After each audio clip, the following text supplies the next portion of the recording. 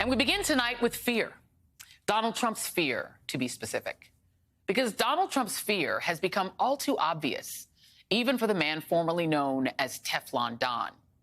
On Monday, hours after his bond was set at $200,000, Trump did a tell. He went on his great value version of Twitter and announced that he will turn himself into authorities in Fulton County, Georgia on Thursday, meaning at that moment, he will be under arrest. This will follow the surrender of some of the 18 others charged in Georgia for alleged efforts to reverse the outcome of the 2020 election that Trump lost in Georgia and every other state he needed. And Trump must be afraid, having watched some of his closest allies, including John Eastman, who wrote the memo proposing how Vice President Mike Pence could challenge Biden's victory by rejecting key electoral college votes, watching him surrender in Fulton County. Eastman is still saying he believes the election was stolen. No question in his mind, he says. Despite what White House lawyer Eric Hirschman testified to the January 6th committee that he once gave Eastman this very blunt advice. Get a great effing criminal defense lawyer. You're going to need it. According to court records, another Trump co-defendant, Scott Hall, a Georgia bail bondsman facing charges over a voting system breach in Coffee County, where Trump allies broke into the machines despite Trump winning that county, was also booked today. Records also show that former Trump lawyer Jenna Ellis, former White House official Mike Roman, and former Coffee County Republican Chair Kathy Latham have all agreed to bond deals with the Fulton County DA's office. And for Trump, it must be sobering to watch his allies getting arrested. I mean, he's used to getting away with everything, right? From sexual abuse to abuse of power, fraud, tax evasion. But now he faces a fourth criminal indictment with nowhere to hide, except maybe Russia, the place Trump joked about escaping to last night, saying he could share a gold-domed suite with Vladimir Putin, never to be seen or heard from again. See, that's the tell. Also a match made in heaven, or rather authoritarian hell. But there is another reason that Trump should be worried. Late today, we learned that a key witness in the Mar-a-Lago documents case, Yuscil Taveras, who was IT director at Mar-a-Lago, recanted previous false testimony and provided new information implicating Trump and his co-defendants after switching lawyers. This is according to a court filing by special counsel Jack Smith's office.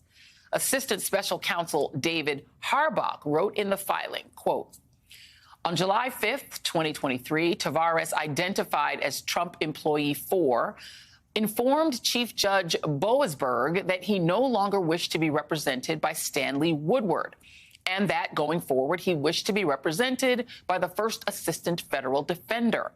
Immediately after receiving new counsel, Taveras retracted his prior false testimony and provided information that implicated Nara, De Oliveira, and Trump in efforts to delete security camera footage as set forth in the superseding indictment. So we're now starting to see what happens once the pressure cooker is on and people start being more loyal to themselves than to Donald Trump. So what does that mean for the 18 people indicted with Trump, as well as the unindicted co-conspirators in the Georgia case? Just remember, the Georgia case alleges the largest conspiracy of all the alleged attempts to steal this election. Literally 30 unindicted co-conspirators and 19 defendants. And make no mistake, Trump has got to be afraid, right?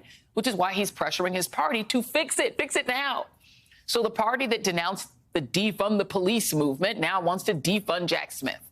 The party that launches probes into political weaponization is doing just that. Georgia State Senator Clinton Dixon says he will file a complaint against DA Fani Willis, saying the indictments were sparked by Willis's unabashed goal to become some sort of leftist celebrity. Another reason Trump should be panicking is because of what we're learning by the day about those 30 unindicted co-conspirators in the Fulton County case, identified by a number rather than by name. The Atlanta Journal-Constitution uncovered who they believe they are. And you may be familiar with some of these guys. Boris Epshteyn, a member of Rudolph Giuliani's legal team, former New York Police Commissioner Bernard Kerik, Cyber Ninjas CEO Doug Logan, remember him? He led the Arizona Senate's partisan audit that found Cheeto dust, but no fraud. And there are others as well, lesser known figures like fake electors and those who unlawfully accessed Coffee County election data. This operation is massive, involving the most people, multiple states, as well as numerous aides, lawyers, and local officials. And they all colluded to try to overturn democracy in one of the most reliably Democratic counties in the nation, a county they could never, ever win, and whose DA knows a lot more about RICO laws than Trump's band of attorneys ever will. It is a case filled with irony, but also fear. And perhaps for the first time, that fear belongs to one Donald J. Trump. Joining me now is Georgia State Representative Tanya Miller, and who represents part of Fulton County, and Barbara McQuade, former U.S. Attorney, University of Michigan law professor, and MSNBC legal analyst. Thank you both for being here. I will start with you, Ms. Miller, because one of the reasons I think Donald Trump is afraid and doing these tells like, joking about fleeing to Russia, but like, ha, ha, ha, I think that means to me he sounds scared. And one of the reasons I think he's scared is Fani Willis, because she has literally said, I'm not here to be played with. Mark Meadows said, you can't arrest me, and filed a court briefing saying, you can't arrest me. And she said, you better be here Friday at 12:30 or else I am going to arrest you. Right. So is Donald Trump right to fear that Fani Willis doesn't have the overdue deference to his former role as president to not put him in jail? I think he is about to mess around and find out, Joy, exactly who Fani Taifa Willis is. Fani Willis is probably one of I would say, the most straight shooting, straight arrow prosecutors that I have ever come across in my life. What you see with her is what you get. She is fearless. She is fierce. And when she stands up in front of the citizens of Fulton County and tells them what she intends to do, you better believe she's going to follow through on it. Fani Willis will not be intimidated by Trump. In fact, all he will do if he attempts to do that is embolden her to be stronger and more steadfast. That is her reputation. That is how she has conducted herself in her 20 some odd years as a public servant, doing exactly this work, standing up against murderers, some of the most dangerous, violent predators in our community, who she's been threatened 1,000 times over by a whole lot of goons, and none of them have ever dissuaded her from doing her job and doing her job well. So, yeah, I think that of all the indictments that Trump faces, coming to Fulton County and facing Fani Willis in a courtroom ought to scare him. And Barb, to me, the other tells, it's not just Trump. I mean, you don't want to go to trial anywhere. But you're starting to see indications that people would much rather go to trial in the federal case. They're like, we'd really rather be in federal court.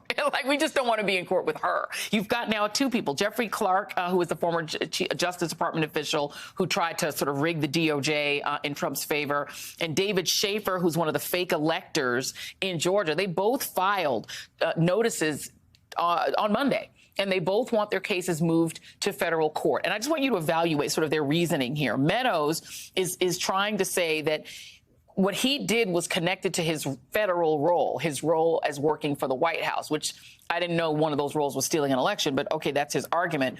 Schaefer is making a similar argument, saying that because he was a elector who in his mind was an elector for the former president, he was acting somehow related to the Electoral Count Act. Do any of those reasons sound credible to you? I see you're starting to laugh. No, I think that these arguments will fail. Joy, the standard for removing a case to the federal court is first that the person be a federal official, and second, that the conduct that's alleged be within the scope of their official duties. And so for both of these men, as well as Mark Meadows, the conduct that's described is not within the scope of their official duties. I think one way to think about it is their official duties are to execute the laws of the United States, in the case of Mark Meadows and Jeff Clark.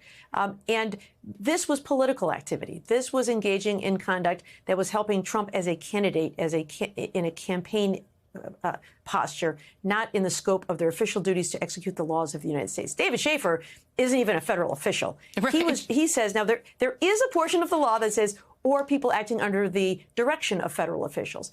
He is supposed to be an elector casting his vote on behalf of the people of the state of Georgia because they voted for him to do that, not acting at the direction of Donald Trump. In fact, if anything, this argument really plays into the idea that he is simply a criminal associate, part of this criminal enterprise, taking his orders from Donald Trump.